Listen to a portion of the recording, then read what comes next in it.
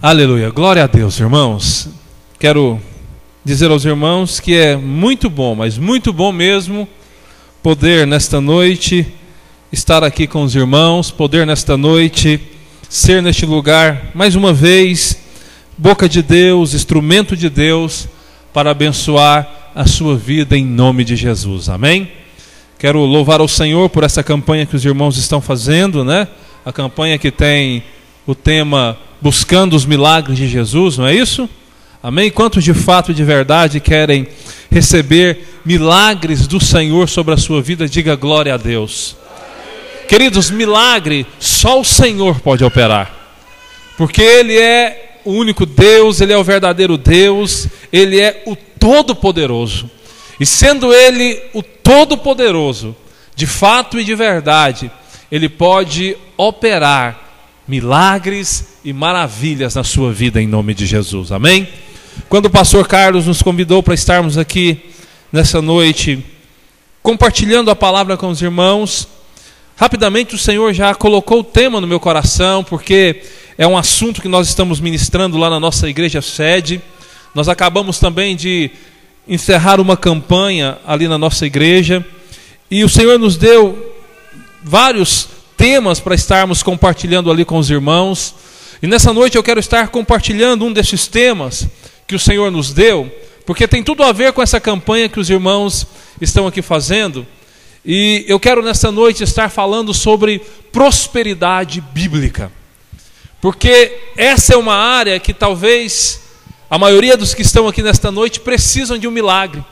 Quem aqui não precisa de um milagre financeiro, de um milagre na área da prosperidade? Todos nós precisamos.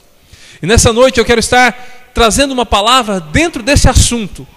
Quero estar aqui falando para os irmãos, ou introduzindo o tema, porque o tema ele é vasto, ele é muito forte, mas eu quero estar introduzindo esse tema nesta noite aqui com os irmãos, falando um pouco para os irmãos sobre a verdadeira prosperidade, sobre uma prosperidade que de fato e de verdade é uma prosperidade bíblica. Eu sei, irmãos, que existem aí duas vertentes ou dois tipos de grupo.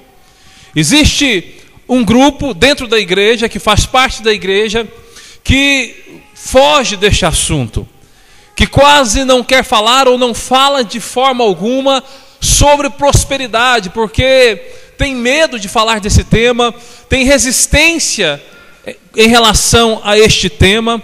E tem já um outro grupo, uma outra vertente, irmãos, que fala acerca desse tema, que usa este tema, que aborda este tema de forma exagerada, e que traz princípios, ou que ministra princípios dentro desse tema, que muitas vezes, irmãos, foge dos verdadeiros princípios bíblicos de prosperidade. Então veja bem, irmãos, nós não queremos nem um lado e nem o outro. O que nós queremos, irmãos? Queremos alcançar dentro desse assunto, dentro desse tema, o equilíbrio. Por quê? Porque entendemos, irmãos, que a Bíblia também nos mostra, que a Bíblia também nos fala acerca de prosperidade. Diga amém. E nessa noite, o tema que eu quero estar compartilhando aqui com os irmãos é Parnassá. E eu queria que você abrisse a sua Bíblia em Gênesis capítulo 30, e vamos ler do verso 17 em diante. Gênesis capítulo 30, não do verso 17, mas do verso 37 em diante. Vamos resumir aqui o contexto. Diz o seguinte a palavra do Senhor: Então tomou Jacó varas verdes de álamo e de aveleira e de castanheiro, e descascou nelas riscas brancas, descobrindo a brancura que nas varas haviam. E pôs estas varas que tinha descascado em frente do rebanho, nos canos e nas pias de água, onde o rebanho vinha beber, e conceberam, vindo a beber. Concebia o rebanho diante das varas, e as ovelhas davam crias listadas, salpicadas e malhadas.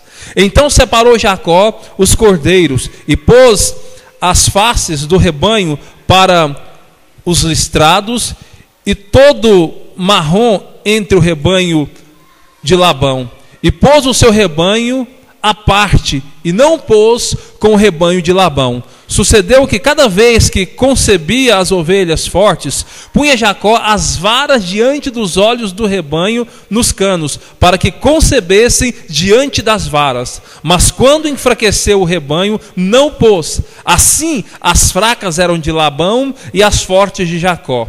E cresceu o varão em grande maneira, e teve muitos rebanhos, e servas e servos, e camelos e jumentos. Até aqui, irmãos. Queridos, nós queremos estar caminhando dentro desse tema, prosperidade, buscando de fato e de verdade a visão que Deus tem e que Deus nos dá à luz da sua palavra acerca desse tema, acerca desse assunto. Queremos, irmãos, de fato e de verdade, estarmos recebendo tudo aquilo que o Senhor tem para nós, tudo aquilo que a Bíblia tem, tudo aquilo que a Bíblia fala e tudo aquilo que a Bíblia nos ensina acerca desse assunto. A grande verdade, irmãos, é que quando nós falamos de prosperidade, a primeira coisa que vem à nossa mente é a prosperidade financeira. Quando alguém fala de prosperidade, rapidamente pensa em dinheiro. Quando alguém fala em prosperidade, rapidamente pensa numa conta bancária um tanto quanto recheada. Quando alguém fala sobre prosperidade, rapidamente eu e você, as pessoas começam a pensar em casas bonitas, em carros novos, porque quando o homem fala de prosperidade, rapidamente ele volta os seus olhos para esse nível de prosperidade. Por quê? Porque a sua visão e a sua mente, o seu entendimento acerca de prosperidade está unicamente condicionado à questão financeira, à questão do dinheiro. Mas veja bem, irmãos, quando nós olhamos para a palavra, nós entendemos, irmãos, que a prosperidade bíblica, a prosperidade que é oriunda do trono de Deus, a prosperidade que vem de Deus, ela vai muito além desse primeiro nível, que é a prosperidade financeira. E você precisa entender disso, e você precisa, em nome de Jesus, se você quer alcançar prosperidade, se você quer se tornar próspero, você precisa entender, você precisa saber que a prosperidade de Deus vai muito além deste primeiro nível de prosperidade. Veja bem, irmãos, olha para cá, deixa as crianças, olha para cá, para você não perder a bênção, amém? Queridos, quando nós voltamos os nossos olhos para o hebraico, no hebraico existe 4 níveis de prosperidade. Quando nós falamos de prosperidade, nós pensamos apenas em dinheiro. Mas quando nós mergulhamos dentro do hebraico, nós descobrimos, irmãos, que o hebraico divide a prosperidade em 4 níveis. O primeiro nível de prosperidade dentro do hebraico chama neres. O que quer dizer a palavra neres no hebraico? A palavra neres no hebraico, irmãos, ela nos fala de um nível de prosperidade. A palavra neres nos fala, irmãos, de prosperidade no nível financeiro. A palavra neres, ela quer dizer, a palavra neres nos fala, irmãos, de prosperidade material, de prosperidade financeira.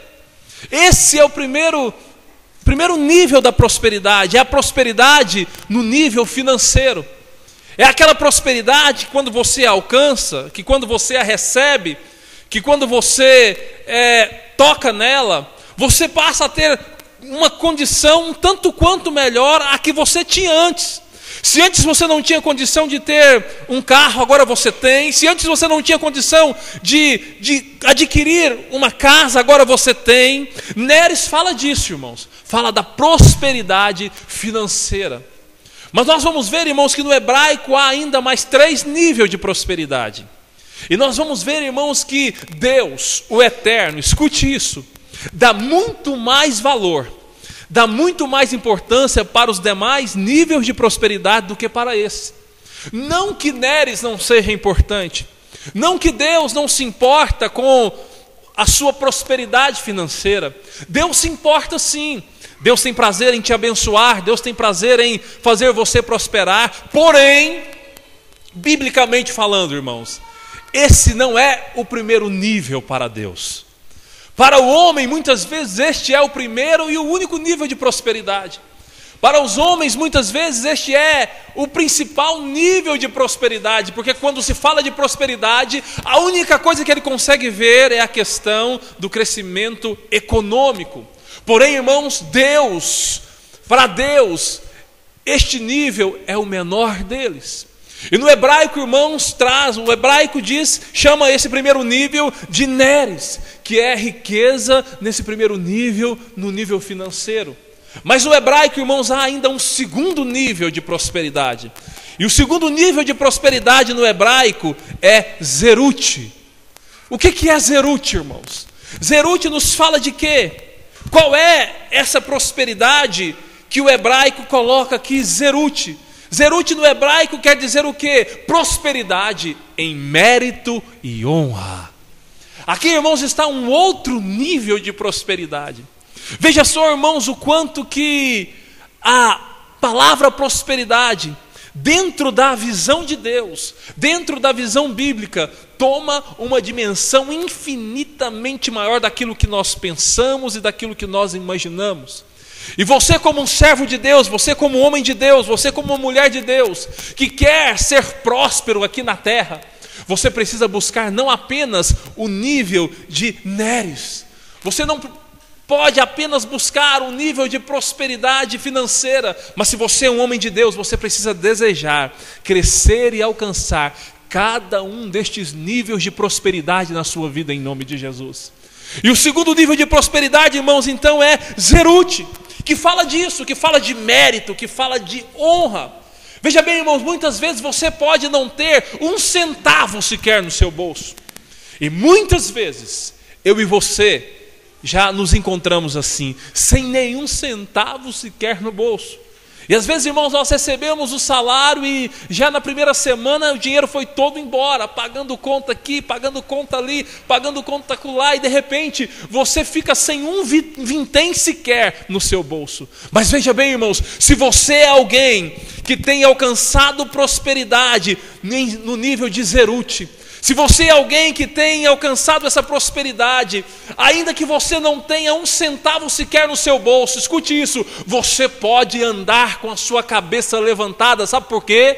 Porque na sua vida você tem honra e mérito, porque você tem alcançado a prosperidade em mérito, porque você tem alcançado a prosperidade em honra, em nome de Jesus. E você precisa dar valor, você precisa entender, e você precisa buscar para a sua vida esse nível de prosperidade. Você precisa ser próspero em mérito, você precisa ser próspero em honra, porque um homem de Deus, uma mulher de Deus, precisa desfrutar deste nível de prosperidade em nome de Jesus. Mas no hebraico, irmãos, há ainda um terceiro nível de prosperidade, e eu acho esse nível tremendo. No hebraico, o terceiro nível de prosperidade chama segula. O que é segula? Jesus, irmãos, nos fala em um dos evangelhos sobre este nível de prosperidade. Ali em Mateus capítulo 6, verso 19, o que Jesus diz lá? Se você abrir a sua Bíblia em Mateus capítulo 6, versículo 19, você vai ver Jesus dizendo o seguinte: olha, não ajunteis tesouro na terra, mas ajunteis tesouro no céu. Aqui está, irmãos, o terceiro nível de prosperidade.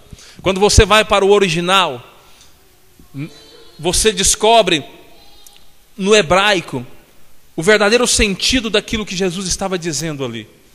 Aqui em Mateus capítulo 6, verso 19, quando Jesus diz para não ajuntarmos tesouros na terra, mas no céu, ele estava dizendo o seguinte: olha, não ajunteis segula na terra. Palavra segula, tesouro no hebraico. Não ajunteis segula na terra, mas ajunteis segula nos céus. O que Jesus está querendo dizer aqui? O que Jesus estava ensinando para os seus discípulos e para mim e para você? Jesus aqui, irmãos, estava mostrando para mim e para você a importância de nós sermos prósperos, não só